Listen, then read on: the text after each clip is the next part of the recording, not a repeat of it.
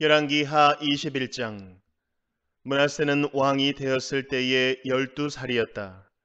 그는 예루살렘에서 55해 동안 다스렸다. 그의 어머니는 헵시바이다. 므낫세는 주님께서 보시기에 악한 일을 하였다. 그는 주님께서 이스라엘 자손이 보는 앞에서 쫓아내신 이방 사람들의 역겨운 풍속을 따랐다. 그는 아버지 히스기야가 헐어버린 산당들을 다시 세우고 바알을 섬기는 제단을 쌓았으며 이스라엘 왕 아합이 한 것처럼 아세라 목상도 만들었다. 그는 또 하늘의 별을 숭배하고 섬겼다. 또 그는 주님께서 일찍이 내가 예루살렘 안에 나의 이름을 두겠다 하고 말씀하신 주님의 성전 안에도 이방신을 섬기는 제단을 만들었다. 주님의 성전 안팎 두 뜰에도 하늘의 별을 섬기는 제단을 만들어 세웠다.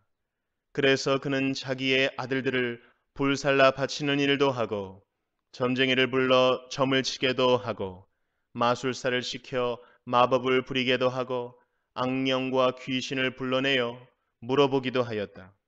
이렇게 하여 그는 주님께서 보시기에 악한 일을 많이 하여 주님께서 진노하시게 하였다.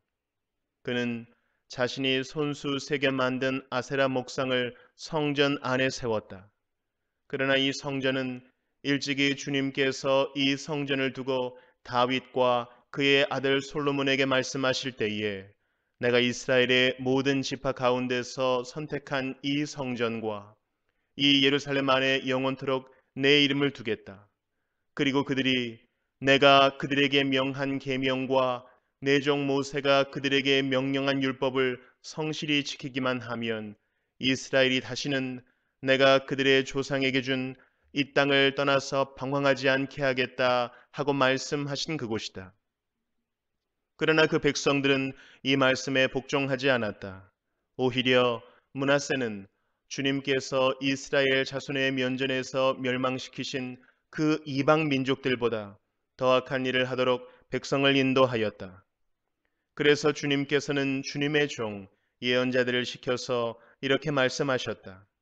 유다의 므낫세 왕이 이러한 역겨운 풍속을 따라 그 옛날 아무리 사람이 한 것보다 더 악한 일을 하고 우상을 만들어 유다로 하여금 죄를 짓도록 잘못 인도하였으므로 주 이스라엘의 하나님이 말한다. 내가 예루살렘과 유다의 재앙을 보내겠다. 이 재앙의 소식을 듣는 사람은 누구나 가슴이 내려앉을 것이다. 내가 사마리아를 잰 줄과 아합궁을 달아본 추를 사용하여 예루살렘을 심판하겠다. 사람이 접시를 닦아 엎어놓는 것처럼 내가 예루살렘을 말끔히 닦아내겠다. 내가 내 소유인 내 백성 가운데서 살아남은 사람을 모두 내버리겠고 그들을 원수의 손에 넘겨주겠다. 그러면 그들이 원수들의 먹이가 될 것이고 그 모든 원수에게 겁탈을 당할 것이다. 그들은 내가 보기에 악한 일을 하였고 그들이 이집트에서 나온 조상 때로부터 오늘까지 나를 분노하게 만들었다. 더욱이 므낫세는 유다로 하여금 나 주가 보기에 악한 일을 하도록 잘못 인도하는 죄를 지었으며 죄 없는 사람을 너무 많이 죽여서 예루살렘이 이 끝에서부터 저 끝에 이르기까지 죽은 이들의 피로 흠뻑 젖어 있다. 므낫세의 나머지 행적과 그가 저질러 놓은 일과 그가 지은 모든 죄는 유다 왕 역대지략에 기록되어 있다. 므낫세가 죽어서 그의 조상과 함께 누워 잠드니 그의 궁궐 안에 있는 우사의 정원에 장사 지냈다. 그리고 그의 아들 아몬이 그의 뒤를 이어 왕이 되었다. 아몬은 왕이 되었을 때에 22살이었다. 그는 예루살렘에서 2해 동안 다스렸다. 그의 어머니 무슬레멧은 욤바 출신 하루스의 딸이다. 그는 아버지 므낫세처럼 주님께서 보시기에 악한 일을 하였고 그의 아버지가 걸어간 길을 모두 본받았으며 그의 아버지가 섬긴 우상을 받들며 경배하였다. 그리고 조상 때부터 섬긴 주 하나님을 잊어버리고 주님의 길을 따르지 아니하였다.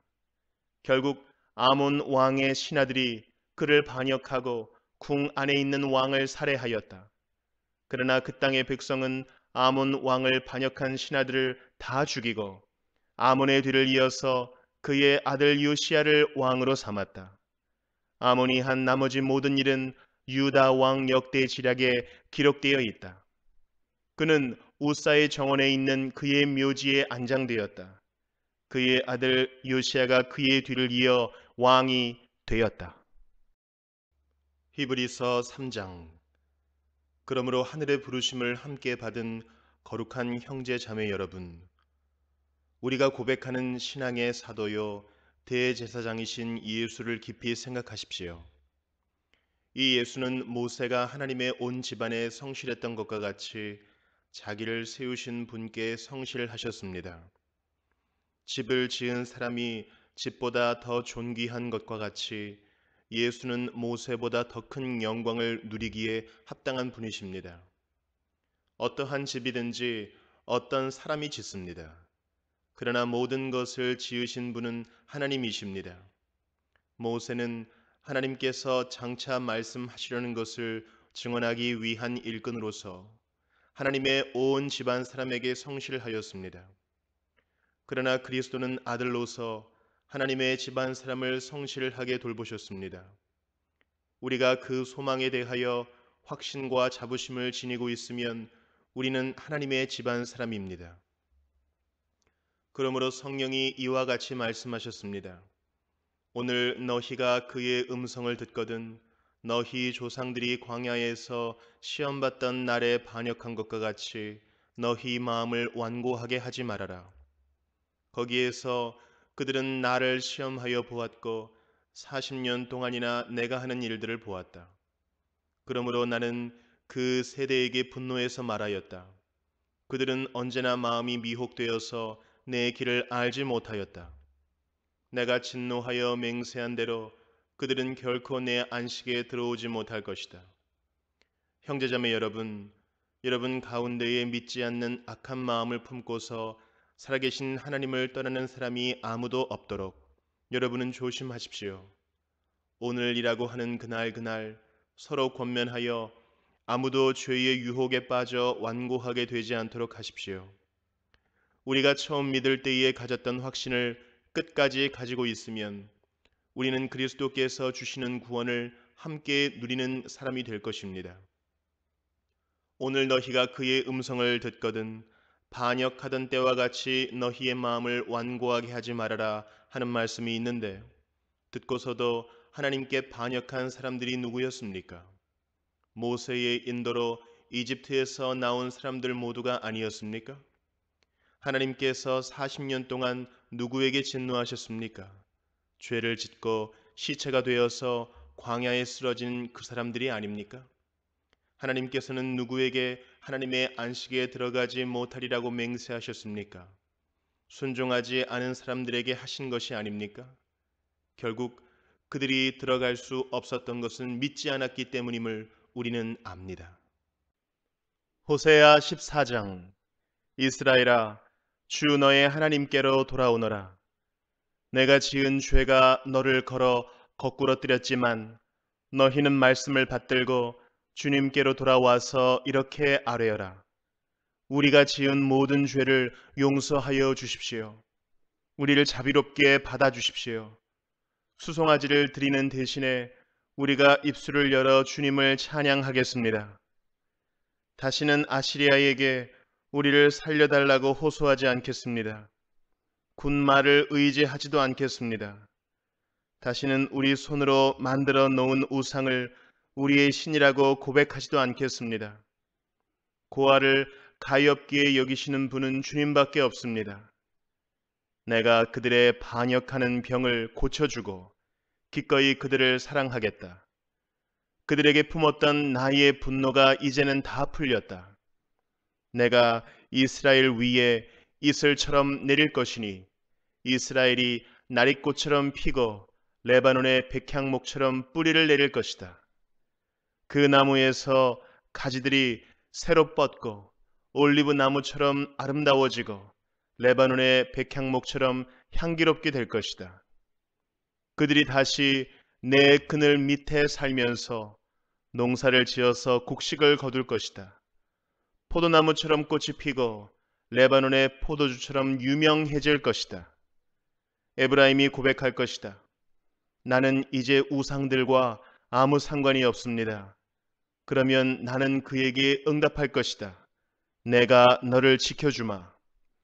나는 무성한 잣나무와 같으니 너는 필요한 생명의 열매를 나에게서 언제나 얻을 수 있을 것이다.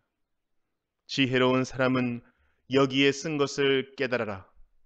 총명한 사람은 이것을 마음에 새겨라. 주님의 길은 올바르다. 의로운 백성은 그 길을 따라 살아가지만 죄인은 비틀거리며 넘어질 것이다. 시편 139편.